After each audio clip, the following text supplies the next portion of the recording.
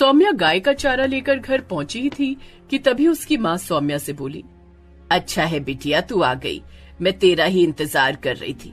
कल से तुझे खेत से चारा लाने की कोई जरूरत नहीं। ये क्या कह रही हो माँ? अगर मैं चारा नहीं लाऊंगी तो फिर हमारी गैया खाएगी क्या? बिटिया तेरे पिताजी ने तेरा ब्याह तय कर दिया है। हाँ, ये क्या कह रही हो माँ? बगैर देखे मुझे किसने पसंद कर लिया?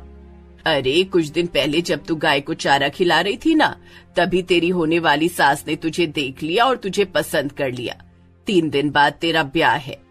3 दिन बाद सौम्या रवि की दुल्हन बनकर उसके बंगले में चली गई। सुहाग रात में सौम्या अपने रूम को आंखें फाड़ फाड़ कर देख रही थी।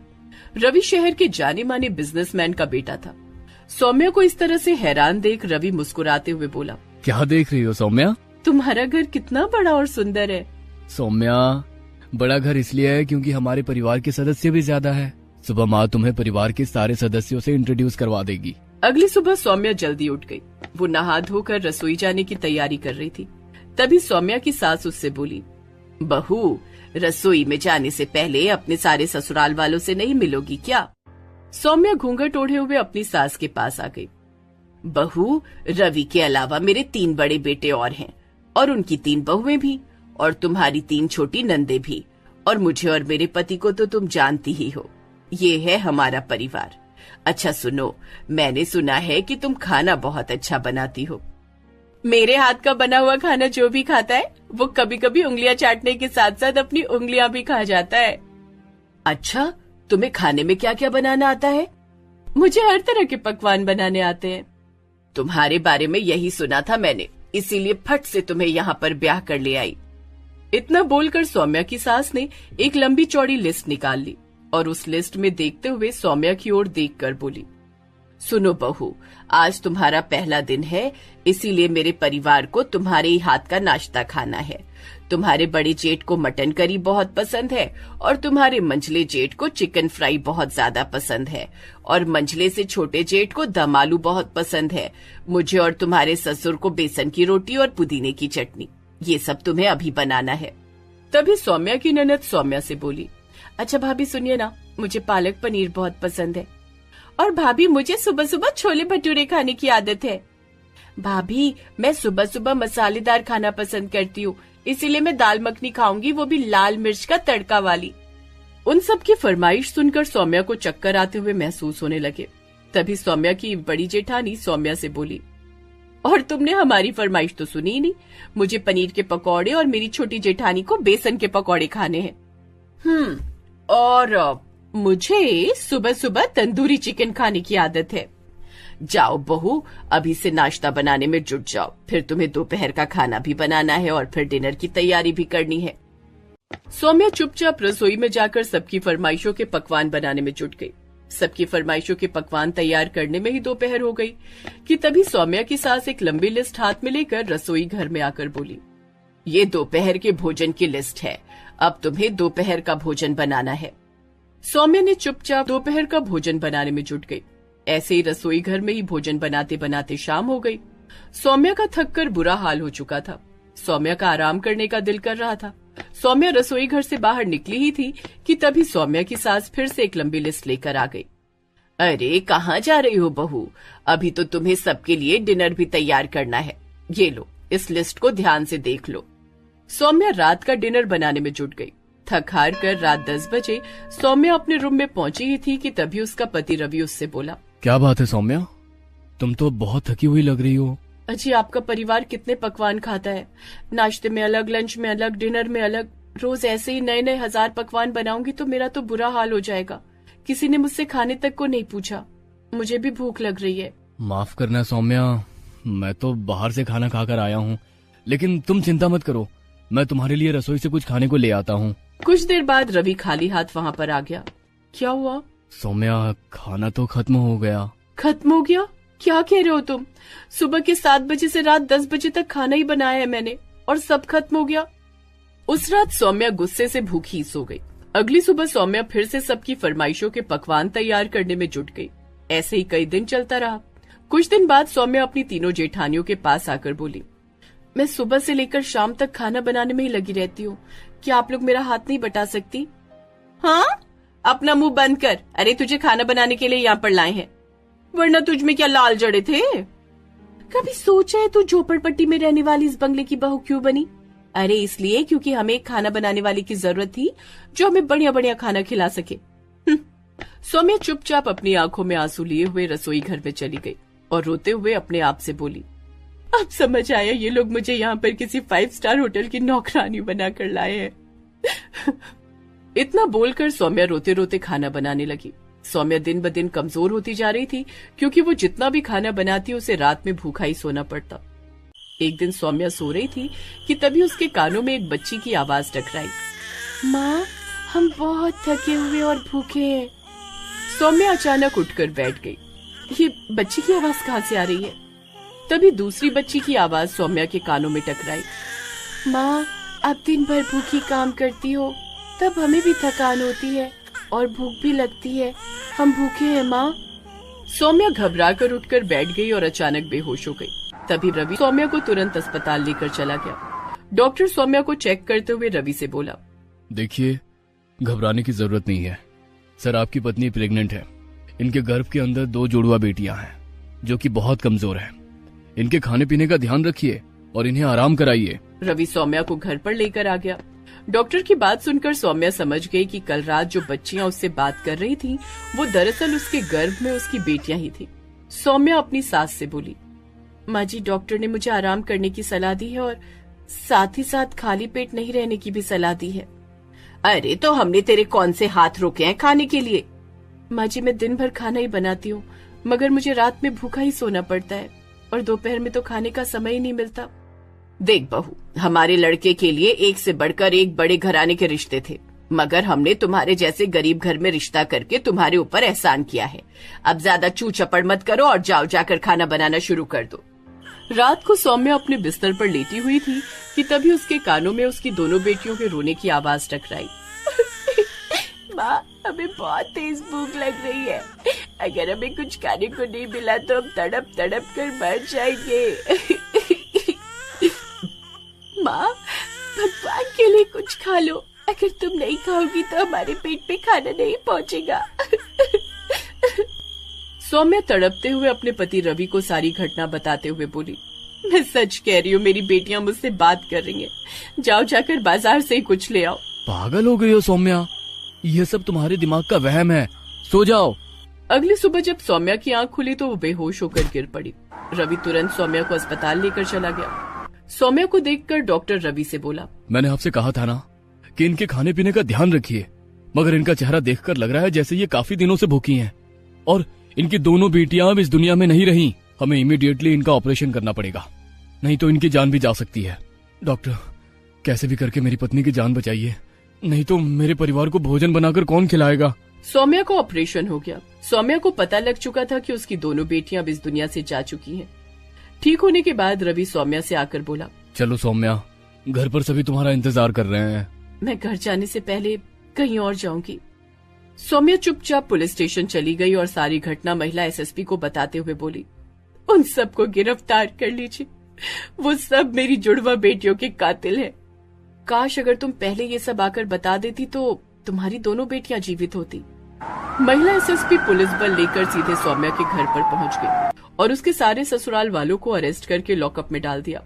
लॉकअप में रवि सौम्या से बोला, सौम्या ये तुम क्या कर रही हो? मैं तुम्हारा पति हूँ। तुम पति नहीं जल्लाद हो, तलाक का नोटिस तुम्हें जेल में मिल जाएगा। अदालत ने उन सबको कड़ी सजा सुनाई और सौम्या ने अपने पति रवि से तलाक ले लिया, मगर सौम्या अपनी दोनों जुड़वा बेटियों को आज भी याद करती है। दोस्तों, आप सभी इस वीडियो पर अपनी माँ की लंबी आयु के लिए कमेंट में आई लव माँ जरूर लिखें। दुर्गा माँ जरूर आपकी इच्छा पूरी करेंगी। और हाँ, इस वीडियो को लाइक जरूर कीजिएगा। अंजलि बेटा, खाना बन गया? हाँ माँ, बस बन ही गया समझो। अंजलि खाना लेकर आई और सबको सर्व किया। खाना खाते ही अंजलि के भाई ने उल्टी कर दी। अरे क्या हुआ बेटा, तबीयत खराब है क्या? माँ मैंने कितनी बार कहा है कि जब दीदी खाना बनाया करे तो मुझे पहले ही बता दिया करो, मैं बाहर खा लेता कुछ। इतना कहकर वो वहाँ से चला गया। अंजलि तू इतना बुरा खाना क्यों बनाती है? आखिर खाना बनाना कब सीखेगी? ससुराल वाले क्या सोचेंगे? इतना बुरा भी नहीं बना है माँ। अंजलि घर की लाडली बेटी थी, उसे बचपन से ही अपने माता पिता से बहुत प्यार और सम्मान मिला था। अंजलि की माँ को बस एक ही चिंता थी कि उनकी बेटी ससुराल जाकर खाना कैसे बनाएगी। खैर, कुछ दिनों बाद ही अंजलि के लिए शादी का रिश्ता आया। देखिए बहन जी, हमारा परिवार बहुत बड़ा है और सब एक साथ रहते हैं। बंटवारे की तो बात करना भी पाप माना जाता है हमारे यहाँ। दीनदयाल की जॉइंट फैमिली थी। उसके बेटे राहुल के साथ अंजलि का रिश्ता तय हो गया। विदाई के बाद जैसे ही अंजलि अपने ससुराल पहुंची, वो हैरान रह गई। ये किस मोहल्ले में आ गई मैं? लगता है आसपास के लोग मिलने आए हैं। क्या हुआ अंजलि, क्या सोच रही हो? कुछ नहीं, मैं बस इतना पूछना चाहती थी कि ये लोग कब तक जाएंगे। मतलब? अरे इतने सारे रिश्तेदार जो है आपके घर में, ये सब कब तक जाएंगे? अरे धीरे बोलो अंजलि, ये लोग कभी नहीं जाएंगे। ये पूरा परिवार है। वो रही तुम्हारी सासू माँ, वो रहे ससुर जी, वो तीनों मेरे बड़े भाई यानी तुम्हारे जेठ, ये उन तीनों की पत्नियां यानी तुम्हारी जेठानियां, वो रहा तुम्हारा देवर और वो तुम्हारी 2 प्यारी ननद। इतना बड़ा परिवार देखकर अंजलि थोड़ा घबरा गई। इसका मतलब मुझे इतने सारे लोगों का खाना बनाना पड़ेगा। माँ सही कहती थी, खाना बनाना सीख ले। ये सोचकर ही अंजलि घबरा गई। खैर, वो दिन तो बीत गया, लेकिन अगले दिन सुबह सुबह बारी आती है खाना बनाने की रस्म की। अंजलि बचपन से बहुत लाड प्यार से पली है, पर आज इतने बड़े परिवार में उसकी अग्नि परीक्षा थी। अरे बहू, आज पहली बार तू इस घर का किचन संभालेगी। हाँ माँ जी, मैं वही करने जा रही थी। अच्छा, वैसे क्या बनाने जा रही थी तू बहू? माँ जी, मैं दाल चावल बहुत अच्छा बना लेती हूँ, वही बनाने जा रही थी। दाल चावल तो एक छोटा बच्चा भी बना लेगा। हमारे यहाँ दाल चावल सिर्फ कुत्तों को खिलाने के लिए बनता है, इंसानों के लिए सिर्फ पराठे बनते हैं। इतना सुनकर अंजलि को थोड़ी राहत मिली। पराठे बनाना तो मुझे बहुत अच्छी तरह आता है माँ जी। अभी तू नई नई आई है ना, इसीलिए सच्चाई से बेखबर है।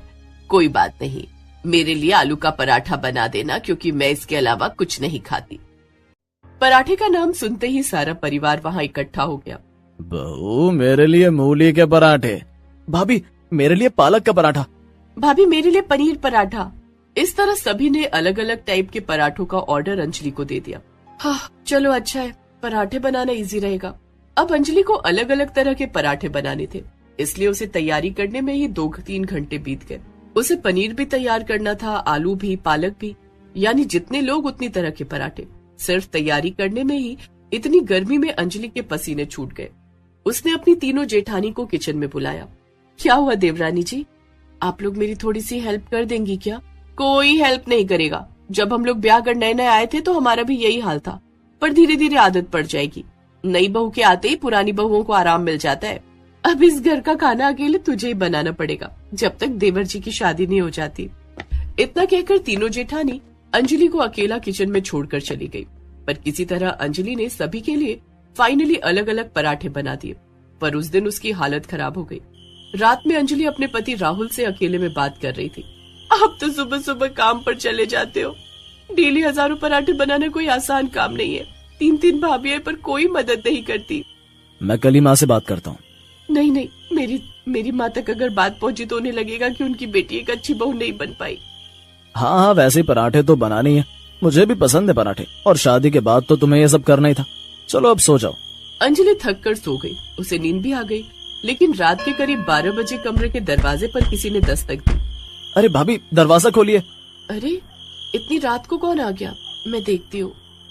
अंजलि ने दरवाजा खोला तो उसका देवर था, जो कि पार्टी शार्टी करके आया था। देवर जी, इतना लेट हो गए आप? हाँ भाभी, आप जल्दी से मेरे लिए गर्मा गर्म पराठे बना दो। पराठे खा के उसके बाद सो जाता हूँ। अभी इतनी रात को पराठे बनाने पड़ेंगे मुझे? हाँ, इतना चौक क्यों रही हो? यही तो काम है आपका, अब जल्दी बनाइए जाके। अंजलि ने आधी रात को फिर से पराठे बनाए। ऐसे ही अब हर दिन करना पड़ता था उसे।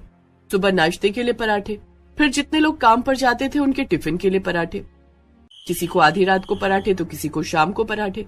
दिन रात अंजलि हर रोज हजारों पराठे बनाती थी। उसकी हालत तो खराब हो जाती थी, पर किसी से कहती नहीं थी। एक रोज बर्तन धोते वक्त उसे उल्टियां आने लगी। राहुल और उसकी सास उसके पास आ गए। क्या खा लिया बहू जो इतनी उल्टियां आने लगी? मैं डॉक्टर को बुलाता हूँ माँ। अंजलि की उल्टियां रुकने का नाम ही नहीं ले रही थी। तभी डॉक्टर साहब आ गए। उन्होंने चेकअप किया और इंजेक्शन लगाया, जिससे अंजलि को उल्टी आनी बंद हो गई। क्या हुआ डॉक्टर? मुबारक हो मिस्टर राहुल, आप बाप बनने वाले हैं। राहुल उनकी बात सुनकर खुश हो गया। ख्याल रखना इनका इस गर्मी के मौसम में। जब भी कोई समस्या हो, बहू को लेकर क्लिनिक आ जाना। इतना कहकर डॉक्टर साहब चले गए। बहू, इसी खुशी में आज रात तू हम सब के लिए जी भरकर पनीर के पराठे बनाएगी, जिसे हम सब दही के साथ खाएंगे, ताकि आने वाला बच्चा भी हम सब की तरह पराठों का शौकीन बने, परंपरा का पालन करे। अभी अंजलि पूरी तरह ठीक भी नहीं हो पाई थी कि वो फिर से हजारों पराठे बनाने में लग गई। माँ बनने की खुशी इतनी थी कि वो सारी तकलीफें भूल गई। कुछ महीने बीत गए, गर्मी इतनी ज्यादा बढ़ गई और इन लोगों को हर रोज पराठा खाना है। इतनी हट्टी कट्टी जेठानियां और ननद पर सारे पराठे मुझसे ही बनवाते हैं ये लोग। कभी कभी लगता है गलत जगह शादी हो गई मेरी। इसी तरह कुछ महीने बीत गए। हर रोज 1000 पराठे बनाते बनाते अंजलि की हालत खराब हो गई। गर्मी का पारा बढ़ रहा था। किचन में अंजलि पराठे बना रही थी कि तभी अंजलि के पेट से एक आवाज आई। माँ, मुझे बहुत गर्मी लग रही है, मैं मरने वाला हूँ। माँ जल्दी से कुछ करो, वरना मैं बिना आपका चेहरा देखे ही मर जाऊंगा। और बचा लो इस गर्मी से मुझे। घबराकर अंजलि अपनी सास के पास गई और सारी बात बताई। ये कैसी बच्चों वाली बातें कर रही है तू? मैंने भी 8 बच्चों को जन्म दिया है, पर कभी नाटक किया? सारा काम अकेले ही करती थी मैं। बहाने मत बना, जल्दी से पराठे बना जाकर, सारे लोग आते ही होंगे। रात में अंजलि को पेट के अंदर से फिर से वही आवाज आई। माँ, मुझे गर्मी लग रही है, मैं मरने वाला हूँ। अंजलि ने ये बात सबको बताई, पर सबने उसका मजाक बना दिया। यहाँ तक कि उसके पति ने भी उसकी बात नहीं मानी। एक रोज उस बच्चे ने पेट के अंदर से बोलना बंद कर दिया। उसी दिन अंजलि के पेट में भयंकर दर्द उठा। माँ, इसे जल्दी से हॉस्पिटल ले चलना होगा, वैसे भी 9 महीने तो हो ही चुके हैं। वो लोग अंजलि को अस्पताल ले गए, पर चेकअप करने के बाद डॉक्टर ने कुछ ऐसा बताया जो सुनकर सभी के पैरों के नीचे से जमीन खिसक गई। मैंने पहले कहा था कि इस भयंकर गर्मी में बहू का ख्याल रखना, किचन में मत जाने देना, पर लगता है आप लोगों ने मेरी बात को हल्के में ले लिया। पर हुआ क्या डॉक्टर साहब? बच्चा पेट में मर गया। सभी लोग हैरान रह गए। सबसे ज्यादा अंजलि को धक्का पहुंचा। घर पहुंचकर अंजलि ने बोलना ही बंद कर दिया। उसे बार बार अपने बच्चे की वही बात याद आ रही थी कि माँ, मुझे बहुत गर्मी लग रही है, मैं मरने वाला हूँ। राहुल उसके पास आया। मुझे माफ कर देना अंजलि, हम लोगों ने तुम्हारी बात को मजाक समझा। अंजलि ने फिर भी कुछ नहीं बोला। उसने अपना बैग उठाया और सीधा अपने मायके चली गई। मायके में भी उसने कुछ नहीं बताया। इसमें हमारी ही गलती है। इस घर में इतनी सारी औरतें होने के बावजूद हमने उसके साथ जुर्म किया। हम सबको माफी मांगनी चाहिए। हमारी एक गलती की वजह से इस घर का आने वाला चिराग दुनिया में आने से पहले ही बुझ गया। अगले दिन सारे लोग एक साथ अंजलि के मायके पहुंच गए। उन्होंने अंजलि के माँ बाप को सारी बात बताई और अंजलि से माफी भी मांगी। उस दिन से घर की सारी औरतें मिलकर पराठे बनाने लगी।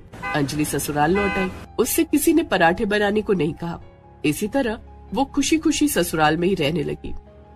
दोस्तों, आप सभी इस वीडियो पर अपनी माँ की लंबी आयु के लिए कमेंट में आई लव माँ जरूर लिखें। दुर्गा माँ जरूर आपकी इच्छा पूरी करेंगी। और हाँ, इस वीडियो को लाइक जरूर कीजिएगा। दोस्तों, आप हमारे चैनल को जरूर सब्सक्राइब करें।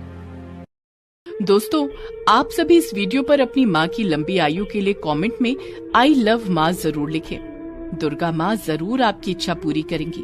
और हाँ, इस वीडियो को लाइक जरूर कीजिएगा। दोस्तों, आप सभी इस वीडियो पर अपनी माँ की लंबी आयु के लिए कमेंट में आई लव माँ जरूर लिखें। दुर्गा माँ जरूर आपकी इच्छा पूरी करेंगी। और हाँ, इस वीडियो को लाइक जरूर कीजिएगा। दोस्तों, आप हमारे चैनल को जरूर सब्सक्राइब करें।